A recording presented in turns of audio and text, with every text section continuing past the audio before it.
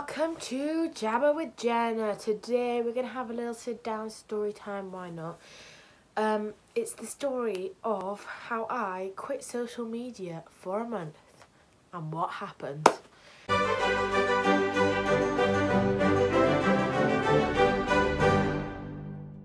We're covering three things. One, what I expected to happen.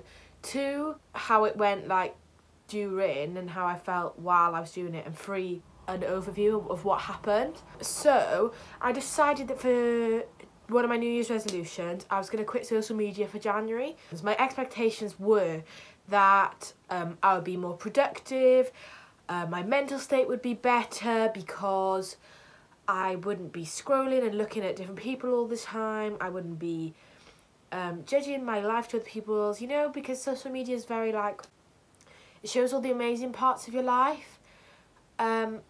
And I am very much the sort of person that's quite negative. I'm very bad for comparing myself to other people, and I wanted to stop. Obviously, I still do it in real life, and it's something I'm working on, but I just thought it would reduce that sort of negativity in my life. I'd spend a lot of time just uselessly scrolling on my phone, and it would be nothing interesting. I would be so bored, and I don't know why I was doing it. And I was getting annoyed at myself because I was just sat there scrolling. I didn't know why. When you go onto Facebook and you watch a video of someone decorating a cake, and then you end up watching 20 videos of someone decorating a cake, and you're like, why have I just watched 20 videos of someone decorating a cake? I just didn't want to do that anymore, and I thought that if I quit for a month, if I got it back afterwards, A, I would be going on it less, and B, I'd be posting less, and C, I'd be just a little bit more content with myself, I think. I just quit completely cold turkey, but I didn't completely quit. I kept stuff like WhatsApp and Messenger because I was staying in contact with people. But for me, what I needed to quit was the just constant scrolling. So I deleted Facebook, I deleted Twitter, I deleted Instagram, and I deleted Snapchat. Yeah, so point two, what happened during? It was kind of actually easy. I found that often I'd be sat somewhere and everyone's on their phones scrolling, and I'd be sat there well, I have nothing to do because I have nothing to scroll. At first I started just downloading a load of games, and I was playing loads and loads of games on my phone. And then I realised I was just bored, I hated doing that. So in January I got really, really into reading. I read 10 books in January. I think that's quite impressive, really, to read 10 books in 1 month. And that's what I really liked about this, is that I just read so much. And one of my New Year's resolutions was, yes, to quit social media for January, but B, to read more. And I think the two have aided each other, because I've read and I've enjoyed reading so much this month. The fact that I wasn't on social media didn't make me go on my phone less, which was one thing I thought it would. My screen time didn't go down, which shocked me a bit. But it was because I was spending a lot of time on YouTube. Because I had quit social media, I watched a lot of YouTube videos. But for me, it's still not, as productive as I could be. But I see YouTube as my hobby. My hobby is watching, creating and posting videos.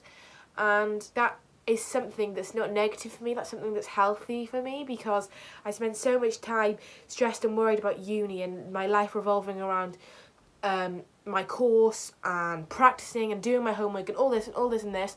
I need something that's nothing to do with that. That's for me, that's my hobby that I can enjoy. And for me, that's YouTube. And I think that the fact that I spent a lot of time on my phone on YouTube isn't a bad thing.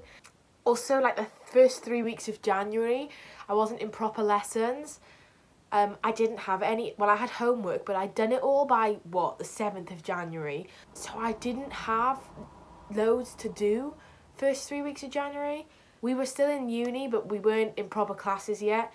So I took the time to just get ready, get my yeah. Like, mentally wise, how I feel about, like, comparing myself to others and looking at other people's lives, I realised I really don't care about other people's lives.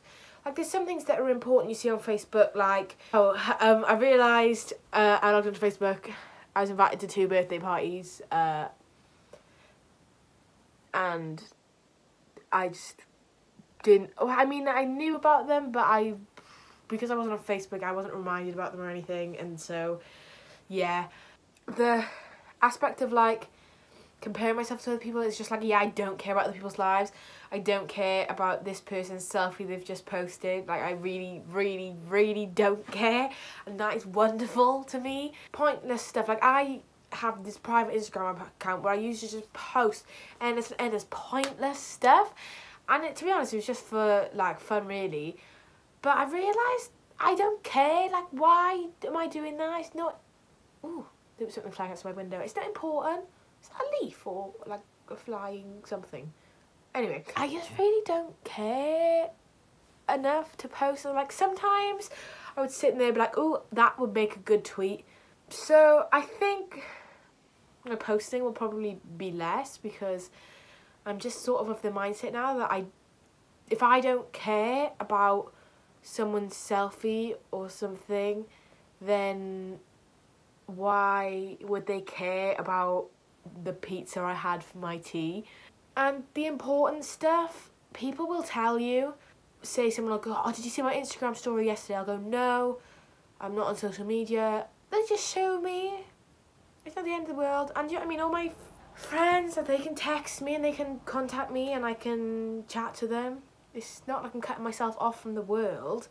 I just don't care about your goldfish quest to save Narnia, you know? One thing that I did find a little bit negative was, like, not knowing about things. So a lot of, like, job opportunities and announcements are on, like, social media. So, like, for example, I'm a massive Taylor Swift fan, and the Taylor Swift Miss Americana documentary thing came out on Netflix 31st of January. But someone else saw it on social media and texted me going, have you seen this? And then I could just Google it. Yeah, I did miss out on a couple of things, like this job opportunities and stuff like Twitter and Facebook. That can be really useful for, like, getting a job or like doing cover work and getting small jobs and stuff like that. And also reminders of events. Like, there was a show on in uni and I just completely forgot about it until someone said to me, are you going to see the show? I was like, oh yeah, I am going to see this show. I need to go see this show. But because I was on social media, I just didn't remember about it. Yeah, I think the important thing with social media is the spreading of information. That is only really negative I have. But, I mean, now I'm back on social media, I'm hoping that A, there'll be less pointless scrolling, B, I won't care about other people's lives, and C, I'll just not waste my time. And I want to keep up this reading. I've gotten really into reading now and I want to keep it up. Yeah, so all in all, I'd say it was a positive experience. I think I would recommend it because it was good to sort of take a step back, I guess. I think if you're struggling with, like, spending a lot of time scrolling or looking at other people's photos and like comparing yourself and caring far too much about things that aren't important, then definitely do this, because I've just hit a point in my life where I just don't care, and it's wonderfully liberating. Maybe realise if you're posting all the time, other people don't care. No one cares. I posted so much junk. Like, I just take a photo of my face like and post it. No one cares. No one cares. I just posted a photo of my face. Social media is positive, but only if you use it in a positive way. I think that's my message for this video, is if you're gonna do something important. What's the point in living your life half-heartedly and not expressing the way you feel and not standing up for what you believe in and not being your authentic self? I sound like a cheesy woman off the telly who's trying to convince you to join her weight loss club or something. But I'm not. I've hit the stage in my life where I don't care anymore about what people think of me online. You know, I don't not care what people think of me as a person. I care what people think of me as a person, but my online presence isn't something that I need to concern myself with, because if someone likes me in real life, then who cares? So thank you very much for watching. Comment down below what videos you want to see next. If you want me to try things, I love just challenges and trying new things. That's sort of my vibe. Like, comment, subscribe. Thanks for watching. Love you all. Bye.